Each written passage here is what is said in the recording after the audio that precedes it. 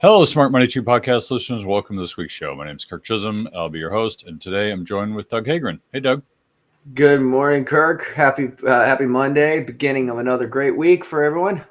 Yeah, happy Monday. Happy Monday. Well, it was an eventful weekend, and I'll tell you, I have a love-hate relationship with this month. It's not always May. Sometimes it's April, but this year it's May, or half of April, where it's beautiful out and I can't enjoy it because I've got allergies, and it's New England. Pretty much everyone, everyone I know has allergies, so it's struggling here a little bit, even though it's raining and better. It's still struggling here. So it's usually about 4 weeks. It's miserable, and then after 4 weeks, just goes away, just like magic. So I'm looking forward to that. I think we're in about week 2. 2 more weeks to go, and then I'll be happy again and be able to enjoy the spring. Do you get allergies up there, Doug? Do you guys have problems up there? We do. I think it's a reality everywhere that everywhere in the country. We don't have it as bad as the South does. I know the South, you get one of the things the South deals with. Thankfully, we don't get quite as much up here as cedar fever, which is a real thing. The cedar trees pollinate. You can actually literally see the clouds of pollen coming off of them on a windy day, and it makes people really, who are sensitive, really sick in the South. Even people that don't fight allergies can find that they're battling more headaches and just feel like everything's inflamed. So we thankfully we get a little bit more of a reprieve up here, but we're not completely out of the woods, literally. Yeah. Well, Pun intended. Fortunately, that's not one of the areas that I have an issue with. I when I was younger went down to Florida for spring break, and I never had a problem there. I'd be dying with allergies up here. Go down there, it'd be perfectly fine. So, I don't know. Maybe it's just too much exposure to the same stuff, but I'll be happy when it's over. That's for sure. All right. Well, moving on. We've got it's raining here. It's supposed to rain for the next week, so maybe that's my reprieve. All it means is when it stops raining, it'll just the pollen dust will just puff up and be everywhere. But anyway, let's dive right in. Lot to talk about here. Lots happened over the weekend. Big news: Warren Buffett officially retired. So all those of you who are Buffett watchers, he is officially retired, and he says that he will not go sit in a nursing home somewhere. He is going to still be active with the company, but he will not retain final decisions. He's passing that along to his second in command, what was the guy's name? Abel? Greg Abel. Greg Abel, yeah. He's passed that along to Greg Abel, who I think has probably been, from what I understand it, making a lot of decisions prior to this anyway. So it wasn't. But it is interesting because his partner, Charlie Munger, died, I think it was about a year ago, and now Buffett's retiring. I think he probably should have retired 25 years ago, but who am I to say?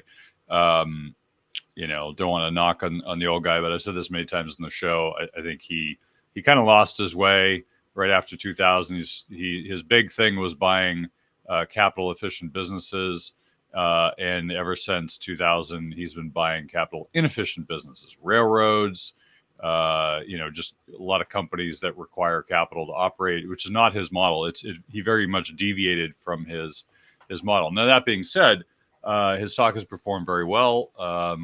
Especially as of recently, when other things have not, his Berkshire Hathaway performed well. So, anyway, my point being is that even the best of hypothetical, or depending what you think of him, potentially the best investor of all time can lose their way. So just keep that in mind. Nobody's infallible, but also we can all make mistakes, and that's something that I think is really important, especially as an investor or trader, is keep in mind we can always make mistakes. We always do make mistakes, and we can always learn from them.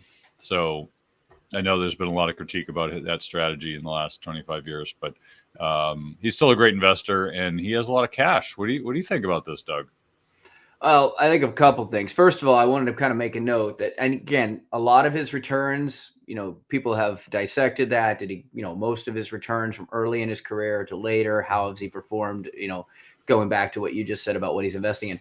But I did see something, and I don't have it in front of me, so I'm going to quote it slightly differently, but I believe his return since 1969-ish or wherever he kind of started investing is, I believe it was 2.5 million% return versus the S&P 500, which I believe was something like 68,000% return.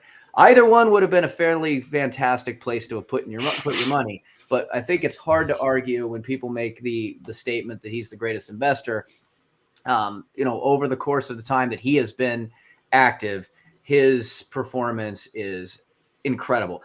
And I remember 2008, and we go through this periodically, where people will question whether or not the markets have moved past him.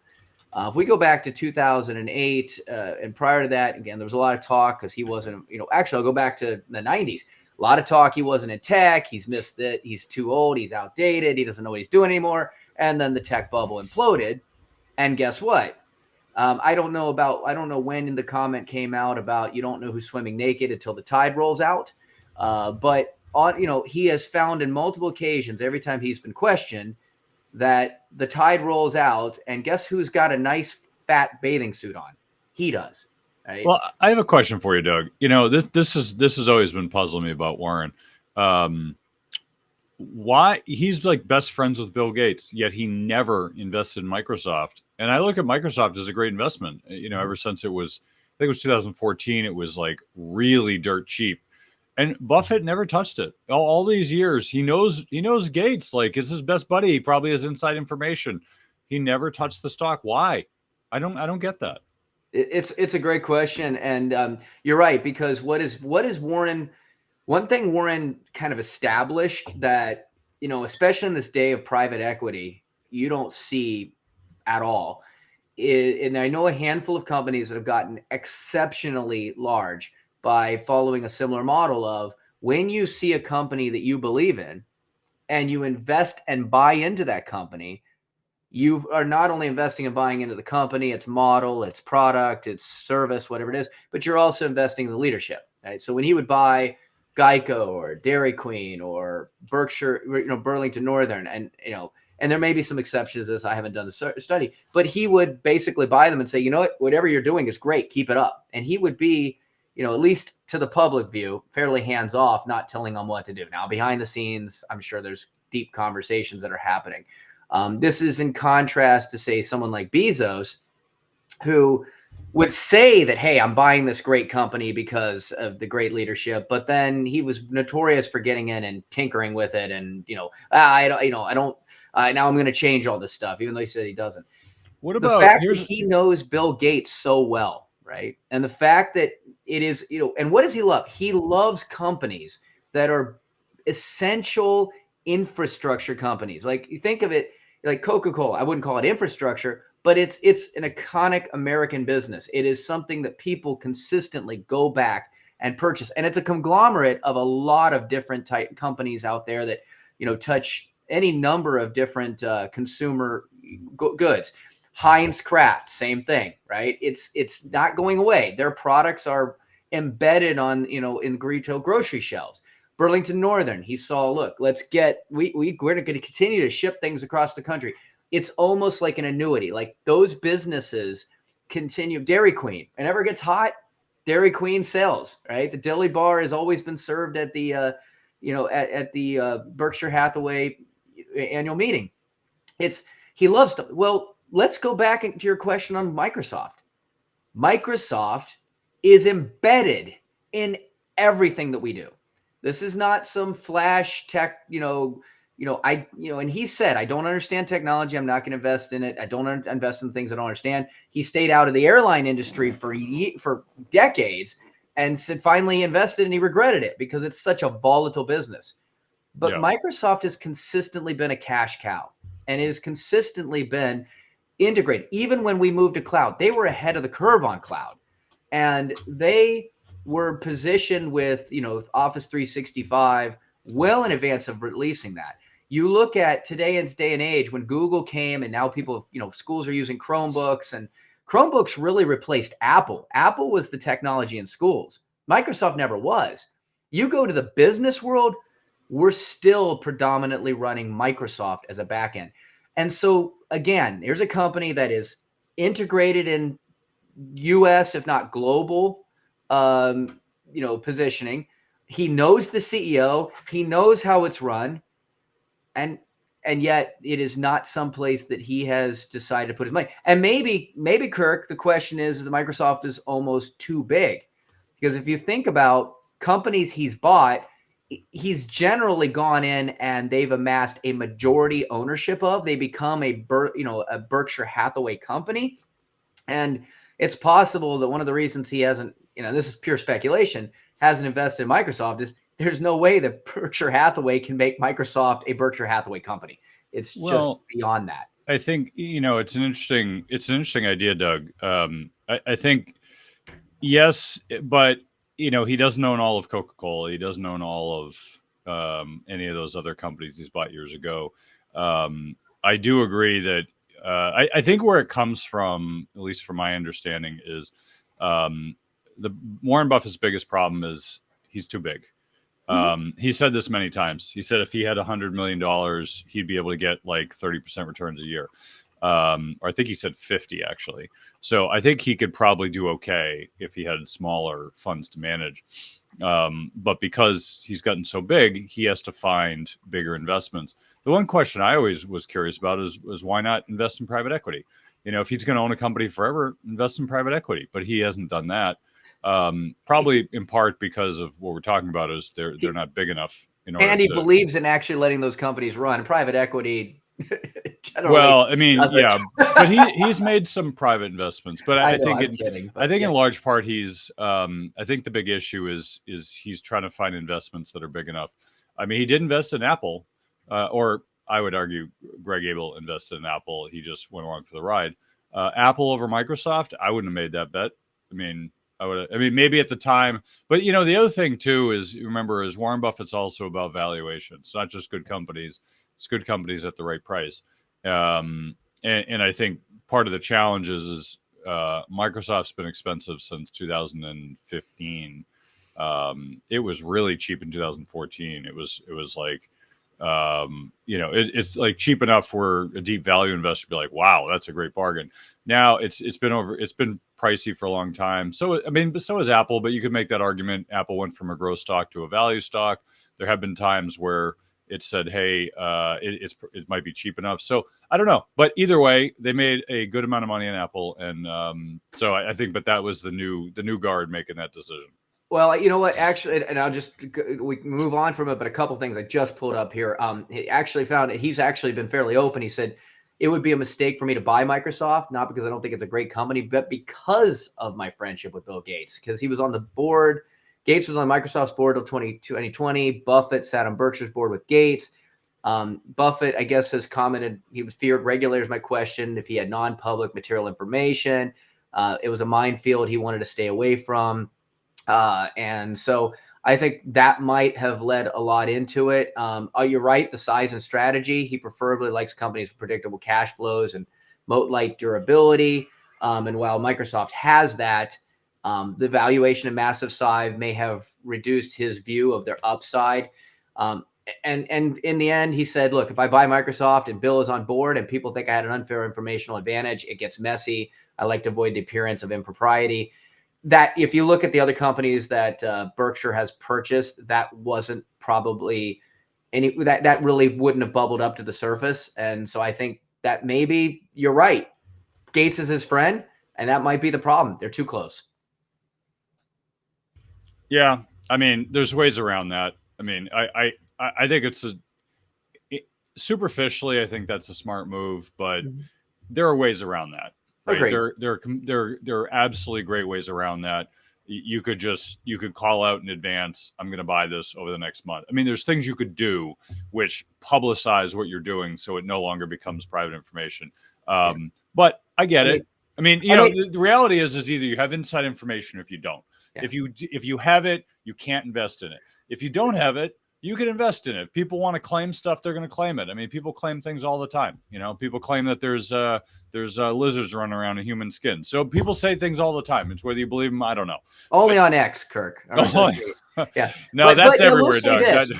Berkshire does own a lot of Microsoft. You said there's ways around it. He does own a lot of Microsoft indirectly. I mean, he has, he owns financials. He owns indices like SPY and VOO proxies that include Microsoft. So in a way, I would say that what you just said there makes sense. He has Microsoft in a lot of exposure. He's just not directly owning the shares. Yeah, I was referencing the movie They Live, a great 90s movie with Roddy Piper. Oh, a classic, of course. A classic. I live in the great state of Massachusetts. I may be the only one who calls it that, but I digress. The great state of Massachusetts has a commercial funded by the state that says, you can't win the lottery if you don't play.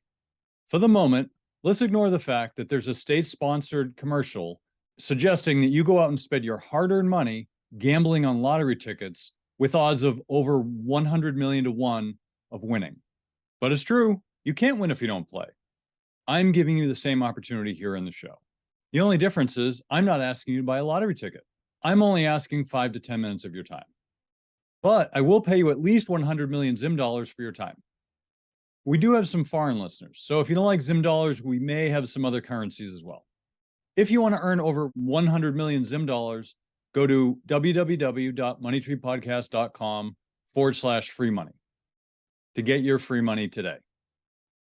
All right, well, let's dive into other news. So that's Warren Buffett's officially retired. Here's other news. Trump is Pope. We've got the conclaves over. Oh, did he? I didn't. Yeah, it's so hard to tell what's news and what's not. I don't know what he posted versus what's on the internet. But it was a funny thing, funny video. So another thing that happened last week, we had a negative GDP print, and people are freaking out, but not really. And let me see if I can share this. There we go. So we have negative GDP print, and people are freaking out because 2 of those in a row equals a recession. I think we saw back in 2022, first quarter, second quarter. Second quarter was not quite negative, but a lot of people thought we had technically hit a recession with 2, but Biden said, no, it's not. So things are adjusted up, and then we weren't. Go figure. But we had our first negative GDP print, and it was in large part because of the net exports. So I want to kind of talk this through. A lot of people don't understand the way GDP is calculated, and frankly, I don't think it really much matters. I think there are probably better ways to calculate it, but the way they calculate it is imports and exports. So there's net exports, and so if you look at this, you'll notice net exports is very negative. Well, so basically, here's what happened. A lot of people knew, well, pretty much everybody knew, unless you're sleeping in a cave, that Trump was going to start with tariffs. And you had a few months to prepare. And so what basically happened was, if you were running a business and you're half intelligent, you went and you bought a bunch of inventory well before the tariffs. So you avoided the tariffs. And so when you buy a bunch of goods and you don't sell them, then that's built up inventory. Built up inventory leads to what people would argue is, oh, that's a recession because people aren't buying. Well, that's not what happened. It wasn't because people weren't buying. It's because they front-loaded inventories.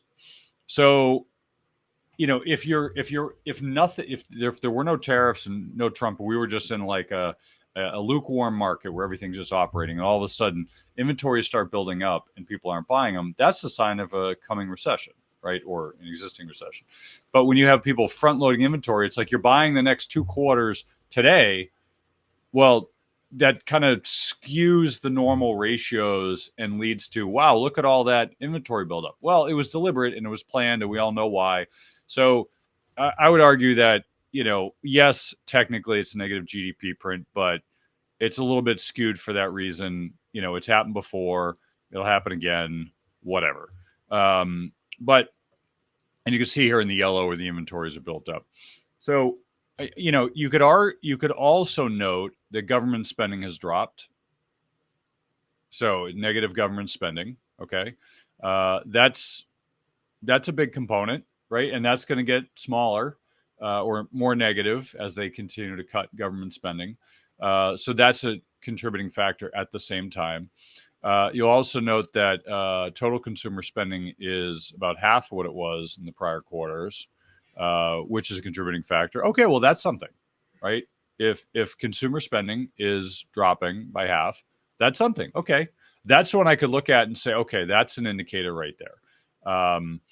And pretty much all the rest, housing's not all that big, but business investment, apparently, when Trump got elected, it told business owners, hey, we feel positive about the economy. So they started to spend. As you notice, pretty much in the last year, there was not much. Last year and a half, there was not as much business spending.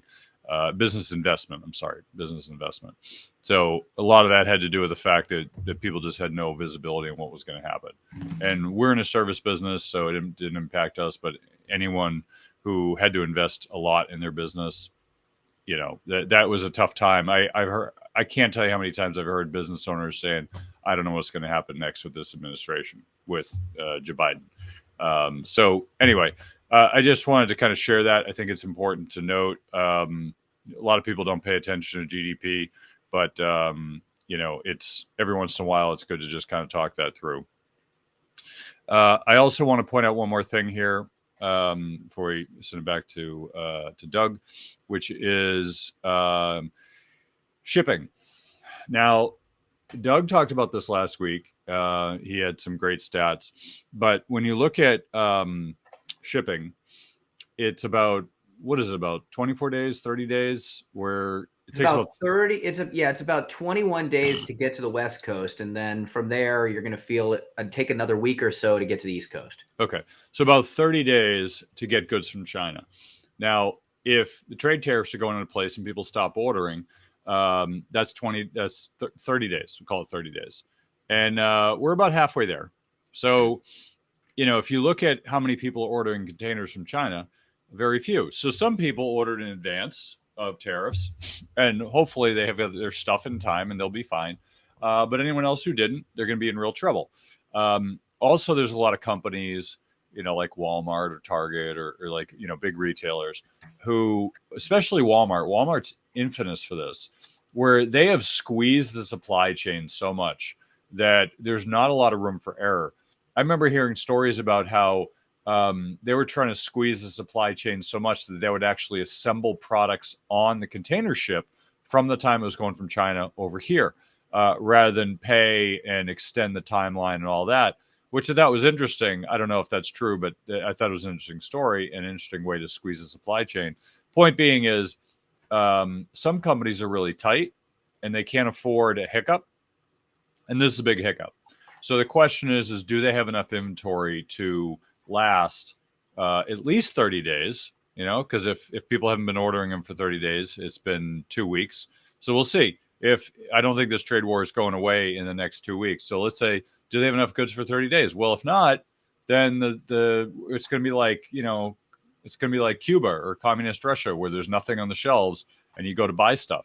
I don't know how that's going to work. But I know that I've been hearing a lot about it, which means that maybe it's not as big a deal as people say, because people always over exaggerate, and companies aren't stupid. They know what's going on, so they find ways to compensate. So we'll see what happens. I'm a little skeptical that it's going to have a big impact and we'll have empty shelves, but I do think there's going to be an impact one way, shape, or form. And I don't think all companies are able to survive this, because not all companies have a big enough cash hoard to purchase well in advance for like a quarter or two more than they need. So I just wanted to share that. I know I've been hearing a lot about it. I'm sure other people have too. What else, Doug? What else are you seeing here? I got a lot more stories to tell. But yeah, well, coming back to a couple of things, and I'm going to tie this back to something we were talking about 2-3 years ago. Is this inventory potential crunch? Again, whether or not this occurs or not, this is the catalyst for something you and I were talking about called the bullwhip effect. And as a matter of fact, this again, for those who've been listening to the show for a while, this was coined by Procter and Gamble years ago as they were trying. And it was funny because the topic was diapers, but they were trying to figure out like what is going to be the consumer demand for certain products. One quarter, 2 quarters plus out. And the goal of it was to try to make sure that they had the right amount of inventory to meet that demand, but not so much that they were sitting on a massive supply of inventory. When that gets out of equilibrium, like we saw in COVID, that creates a scenario in which, you fall behind in your ability to produce inventory. That creates a bullwhip effect, spike in demand now for a limited, because if you produce too much, you risk your prices plummeting. And if you produce too little, you risk your prices spiking. The problem with either one of those is you drive your customers to other directions, right? And again, that's probably one of if you listen to Trump, that's his goal, right? We want to drive those consumers to other areas. For him, it's nationality, right? So I want to drive them away from Chinese products to American products. I'm not going to name any specific names right now, but we're already starting to see that. If you were to scrub the S&P 500 right now, you can start to see some stocks that have actually weathered the storm a little bit greater than others right now in this market volatility because of the public or institutional perception that they are going to be better positioned under this new potential normal. Who knows if this is here to stay, right? So there are companies whose stocks have actually blown up recently in this because they're already established with more onshore production capabilities than other companies out there that have been more reliant on offshore shipping, for either their entire supply chain, or like when we talk about the airlines and talk about an American company like Boeing, I've got a chart that we can show another time. I won't pull it up right now, but it talks about, okay, Boeing might be an American made plane, but all of its parts are coming from different parts of the world. Going back to Warren Buffett, and you ask kind of like the position, he's still sitting on a massive supply of cash, so why? Because he sees this disruption potentially, or, that is yet to play itself out in terms of deployment of opportunities. We talked about wanting to buy things on value. PEs, price to earnings are still astronomically high, right? Because, and look what's come out in the last week or two. We also started to get earnings reports. And for the most part, companies have blown those numbers out of the water, right? So all of a sudden, this fear that was, amassing, a month or so ago of what was going to look like, I think it was premature. Again, because if we're talking 31 days potentially for the impact of any shipping or supply chain issues to hit the East Coast, there was no way that was going to be priced into the earnings from the previous quarter, right? Because that's all earnings are looking at. What did it do? The earnings are such an emotional shock to the markets. Yeah, they exceeded what we expected. Yeah, but that has nothing to do with going forward.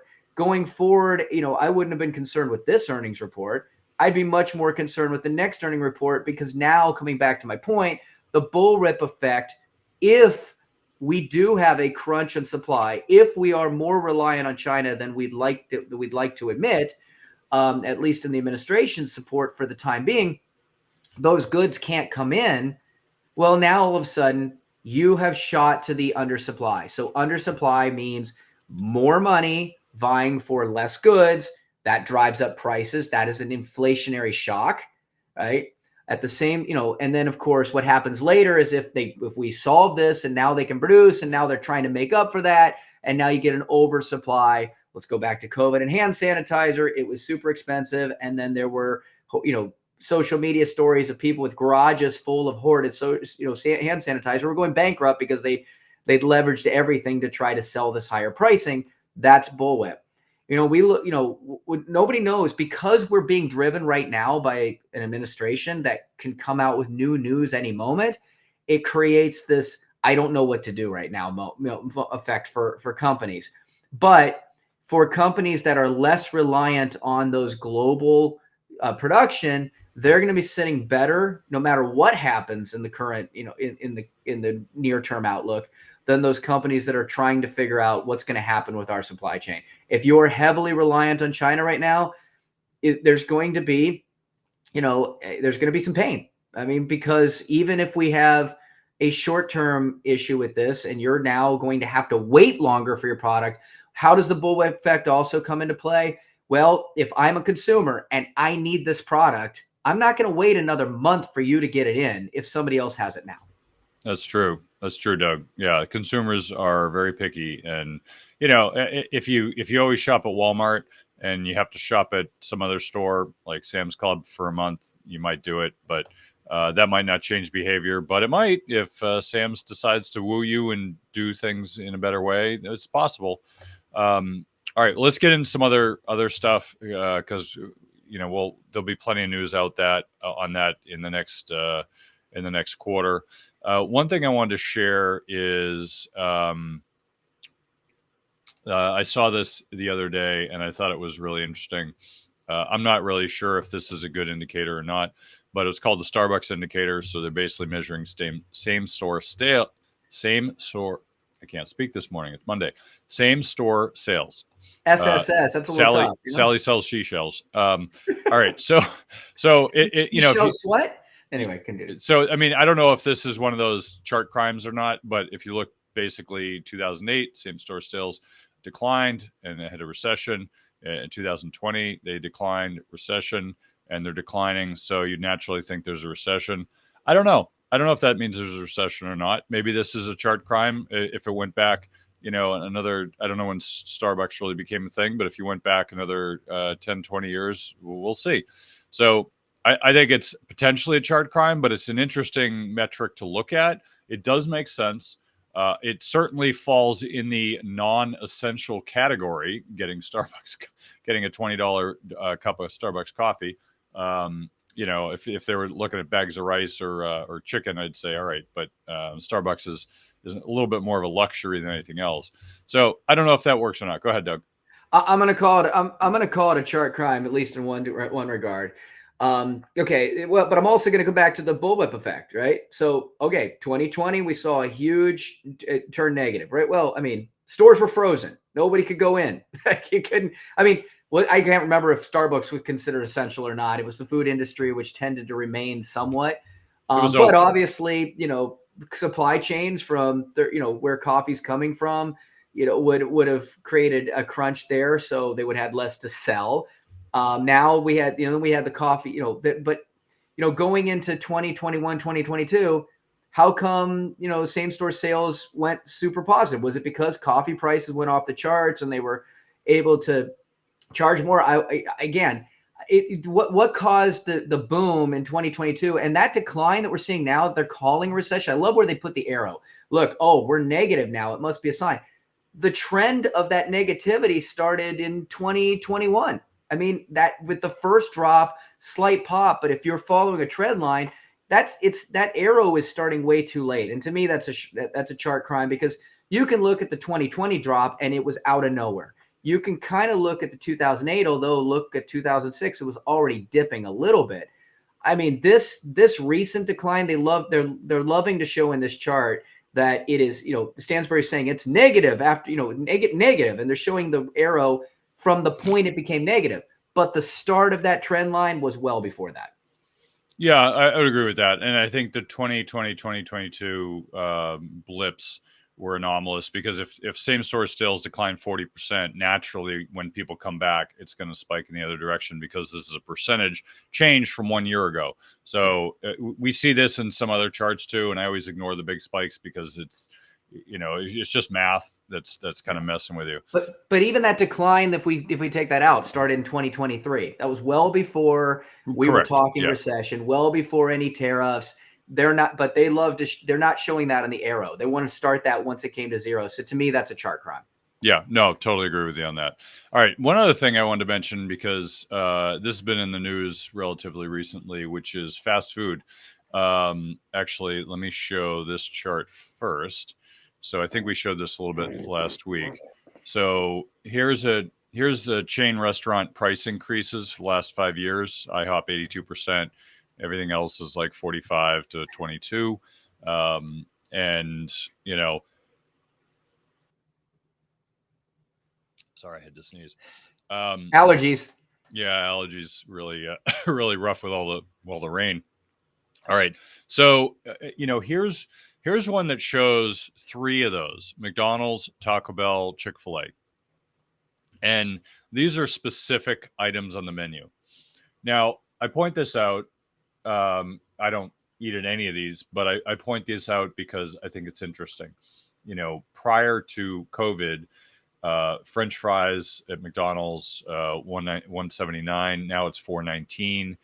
McChicken 129. I don't know how chicken is less expensive than French fries, but now 389 maybe. It says something about our chicken production. Chicken parts, yeah.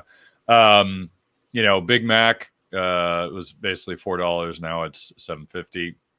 So point being is there's a huge rise in some of these. McChicken's up 200%, fries are up 134%, cheeseburgers up 215%. That's a huge hike, right? 141% across these five items on average. Now, I point this out. They're not the only ones. Taco Bell, 57% across five items, 81% for Chick-fil-A for five items. So I point out this chart because if you look at the CPI, which is supposed to measure inflation across a large number of goods, I think it was like 21% over a 5-year period. 21. Right? It didn't feel like 21. I can't remember a single item that I bought during that period that was only up 21%. Now, I'd have to go back in the calculations, but I know with about 80% certainty that, only because I heard it from somebody else, I didn't do it myself, that the government numbers are manipulated. Okay. I know people that are in the government numbers and they say that they're manipulated, but you got to take everything with a grain of salt. So, but it's pretty obvious from COVID when the CPI is 20%, 21%, and we're seeing these items of fast food, which is not known for its quality. So you're getting the cheapest stuff. 141% price increase, 57 and 80%. Now, those numbers actually seem more accurate to me because I know what we paid for food before COVID, and I know what we're paying now. We're well over 100% increase in what we're paying. Now, it's hard to note because I've got boys that are now teenagers and they're growing, so part of that. But let's say it's not. But I'm also saying it's over 100%. So let's say it's 80%. Let's take the items from Chick-fil-A and say that's the norm. That seems a little bit more accurate. So did CPI only 21 and this is 80? Don't know. We'll see. Maybe someday. I don't think Trump had it on his campaign promises to disclose all the true government numbers. I'm pretty sure he won't because it's probably not a priority. But I would love to see at some point that government numbers actually become accurate. That'll never happen, but it would be nice if they did. But I just wanted to point that out because I saw it and I was like, this feels more normal. So there's an indicator that I use for investing, for the markets, and for real life, and it's called the how do I feel about this indicator? and it's not numerical, it's not mathematical, it's more of a, I guess you call it a bullshit detector, right? It's like if you're looking at something, and can you call bullshit? If you're looking at something and somebody's trying to explain something, and immediately your thought is really. You're telling me it's this? Really? Like, if that's what's going on in your head, where you're in your mind, you're like, that doesn't make any sense. It's probably BS. And I hate to call this out, but it's true in so many regards. And this is one of them. The CPI is 21%. Really? What? Name one good that was only up 21% in 5 years. Really? So when I look at stuff like this, I say, okay, this feels more normal. This feels more like what I experienced over that period of time. Now, I don't know. I mean, maybe the government numbers are all screwed up because of one thing that they never share and, some magic secret sauce. But I don't think that's the case. I think someone put their finger on the scale, and in this case, this seems more accurate. Now, I don't know what the actual number is, so this is why I don't really like this about the investing world. The investing world looks at a number and they say, "Oh my God, this is the true number. We have to go change our whole portfolio around because this number came out and it says X." I think that's nonsense. That's when you're acting like a zombie. That's when you're not thinking, you're not paying attention. You're just saying, well, this number, it says X, so it means Y. If you put any thought to it, you realize that there's something rotten in was it rotten in Denmark? Is that the phrase? I may have made the location wrong, but anyway. Um, but the point is if something is so obviously wrong, it probably is, and you need to check your assumptions. What are the assumptions going in? And this is an obvious case of that. So I don't know what the real number is of the CPI. I just know it's not 21%. And it's probably closer to 70 to 110 in that range. Like I said, I don't know what the number is because I'm not in the weeds in the math, but I know directionally it's a heck of a lot higher than what they disclosed. So anyway, I wanted to share this just because it's after numbers that kind of prove the point that we'd been talking about all along, that the CPI is wrong. And I think this is I don't want to say it's proof positive because it's really not, but it's an indication that things are incorrect. So where do you want to head, Doug? We got a lot more to cover. Where do you want to go? I'm going to touch on this really quickly. Is over the last month, I think just talking about. I want to get into real estate really quickly, just some updates on that because I know that's certainly something that's always on people's mind. But I also wanted to kind of look at what's going on just with the market recently, and the impact of what's happened over, say, the last month.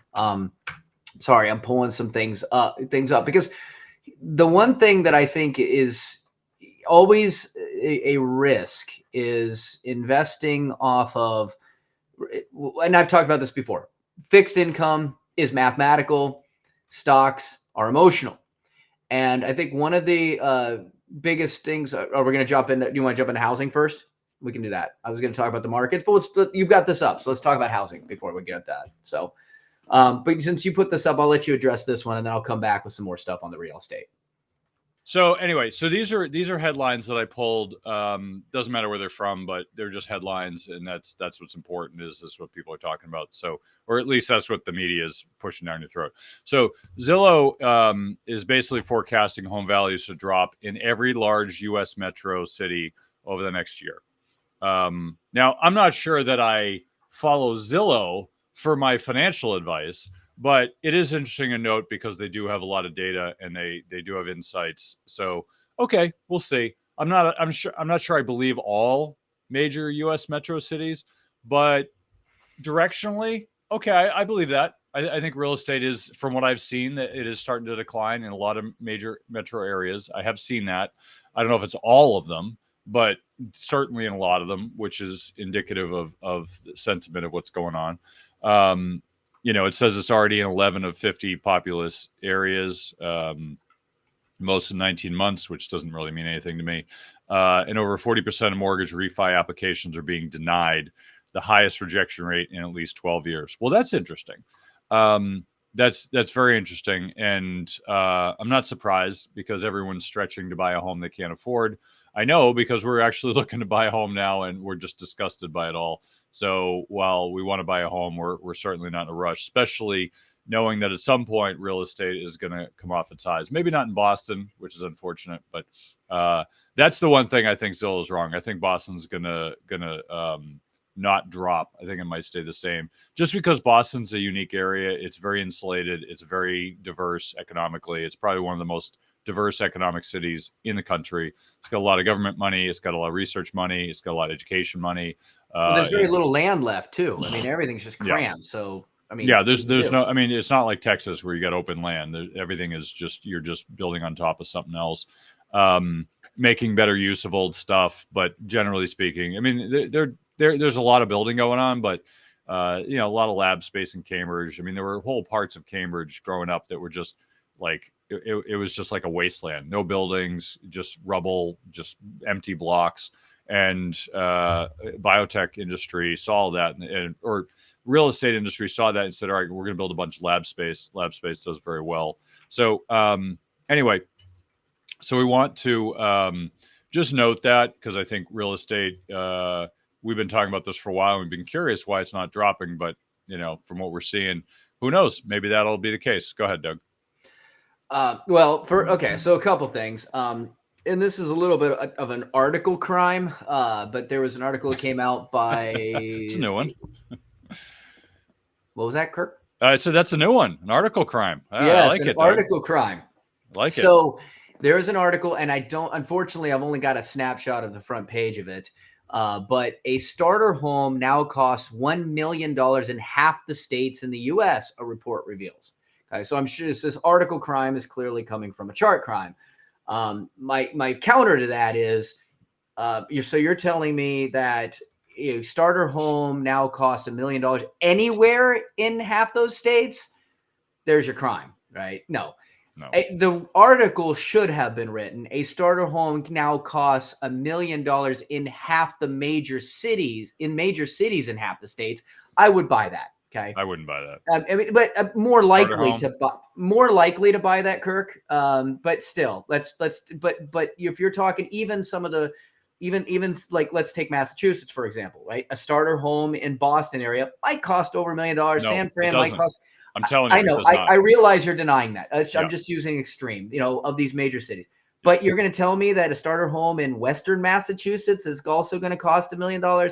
This to me is absolutely ridiculous. All the different ways that you cut it. So no, I agree with you completely. Kirk was saying, well, I was talking, there's no way it doesn't even cost $1 million in Boston, right? Yeah, Boston's one of the most expensive areas. Absolutely not. That's a BS statement, but I'm sure it gets headlines and clicks. It absolutely headlines and clicks. It's one of the worst article headlines that I've actually seen in a while, because even if you're in one of those states, even in California, where might be looking at an area like starter home in this area, the Valley. Okay, but there are other areas in Eastern California. As you get close to Nevada, it's not going to cost you $1 million. So this is just absolutely egregious. But the one thing I think that is you touched on this, and we've been saying this forever, and I will say this until I'm blue in the face. And no matter what happens in the economy, and no matter what happens that people are communicating on, the worst advice you're ever going to get on the market is from people who are biased and tied to that industry. So people that are pundits for real estate are always going to tell you all the great reasons real estate never goes down. I have known people who've gone bankrupt multiple times in real estate. Go back to Dave Ramsey, who loves real estate. One of the reasons he started his entire course on finance was because guess what? He went bankrupt in real estate, right? They called all of his properties. And so, for years we heard people, realtors and real estate pundits and all that, just like the market's never going to go back down. And they would talk about how none of the data was like 2008.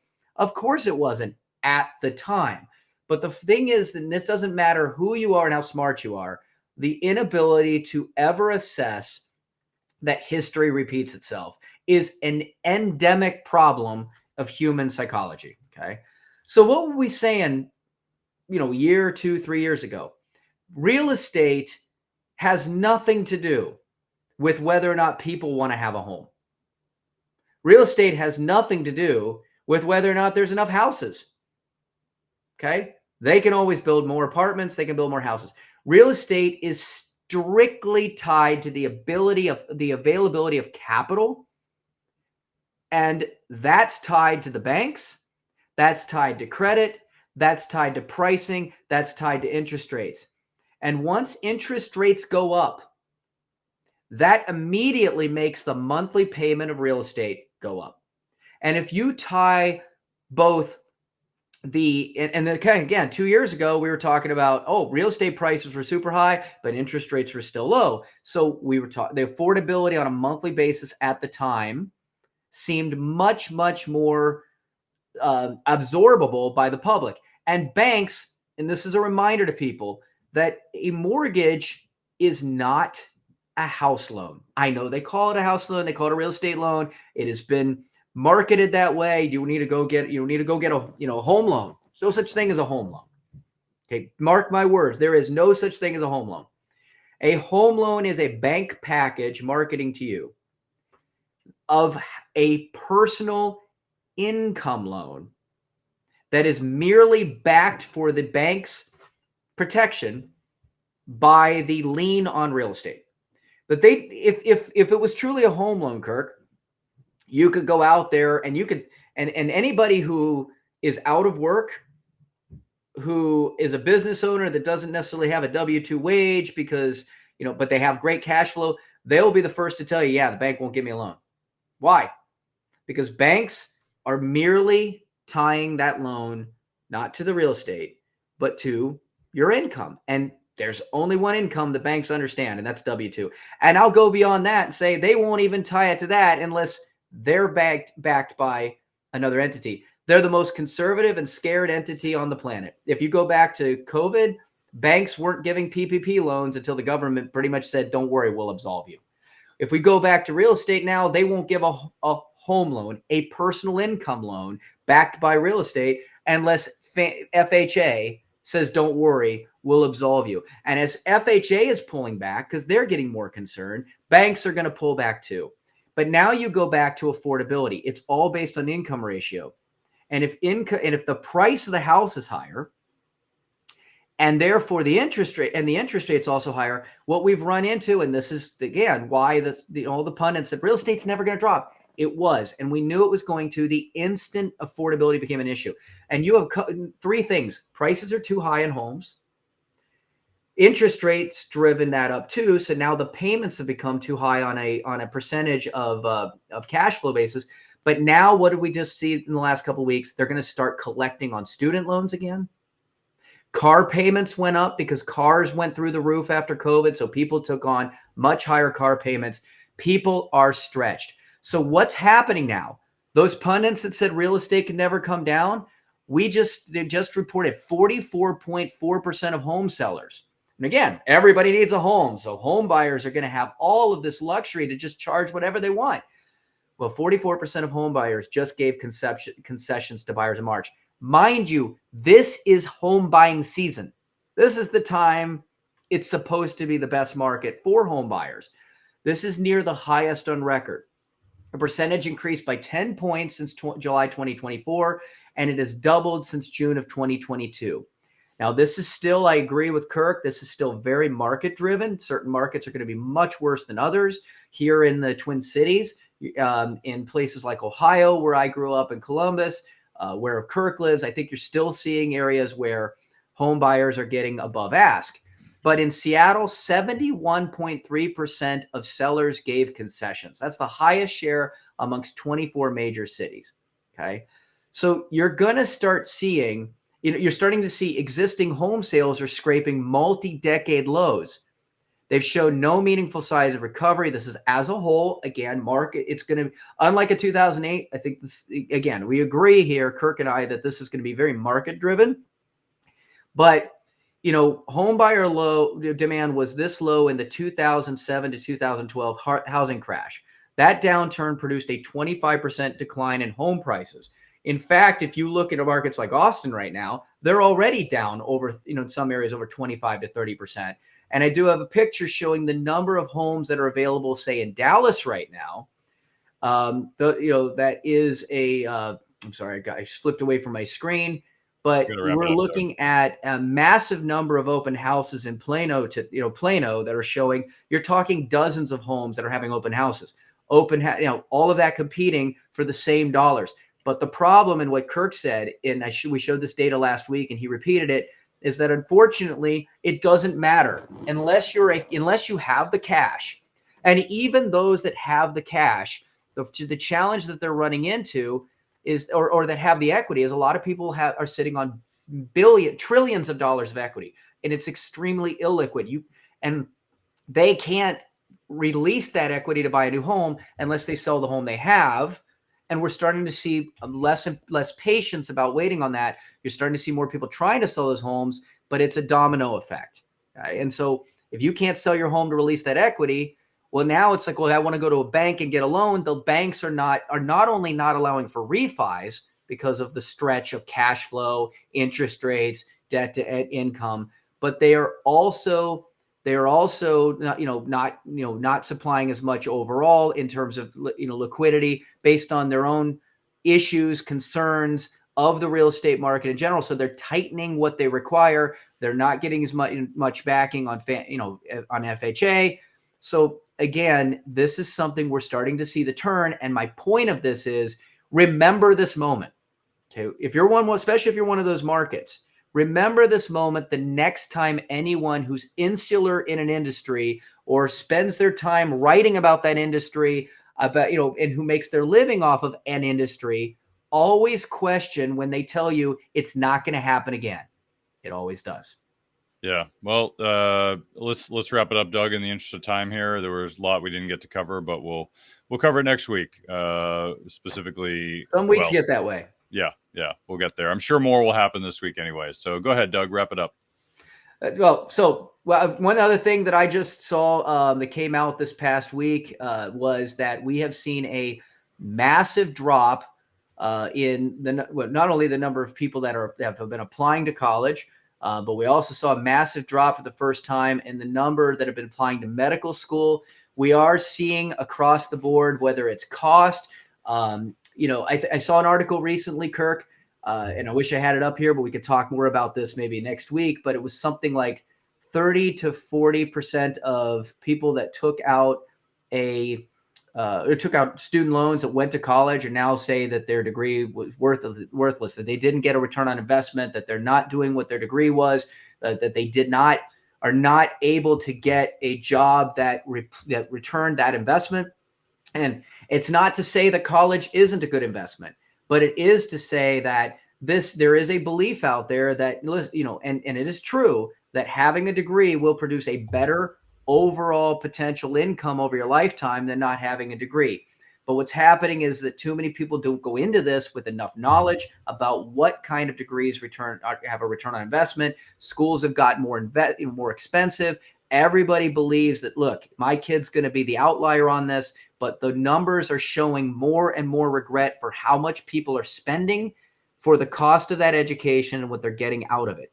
And so if you're just going into this, again, emotionally, pick a great school, reputation, using ranking lists, using where your child just feels good, and a degree that, and you're not really doing the research on that degree and what the return on investment of that degree, and you're not thinking about what could this mean if things change, the amount of money you're spending, and the impact, the collateral damage to every other financial goal you have, then you risk being in a situation where you're going to look back someday going, I wish I had more money, and what happened to the money I spent? It is, you fail to plan is failing to have the outcome you desire. And I think that we're starting to see a little bit more focus on that, especially with cash flow being more of a concern, the job market, the economy. Now is the time to really understand what are the ways in which you can approach finding an extraordinary college for your child and return on investment, but also thinking about how you're going to pay for college differently. And if you just want to be a smart money family that knows what they're doing and funds college the right way, you need to get the information. Start by going to our website, mergentcollegeadvisors.com, MERGENT, mergentcollegeadvisors.com. So you can be one of those success stories in a world where we're starting to see less and less of them. Yeah, thanks for coming on the show, Doug. That's the show for this week. Thank you again for joining us on Money Tree Investing Podcast. My name's Kirk Chisholm, Wealth Manager of Innovative Advisor Group. We don't just manage your wealth, we make your life better. You can find more about me at innovativewealth.com. And of course, you can find me every week here on this show. You can also check out our show at Money Tree Investing Podcast. On our website, you'll have access to the show notes, resources, and the archive shows. Please remember to subscribe on our YouTube channel for immediate access to the new shows when they're released. When you subscribe to the show, it allows us to get access to some of the top minds of investing in personal finance. While you're here, please leave a comment and question if you want us to address it on the show. Have a great week ahead, and remember, no one will care about your money like you do, so invest in your life.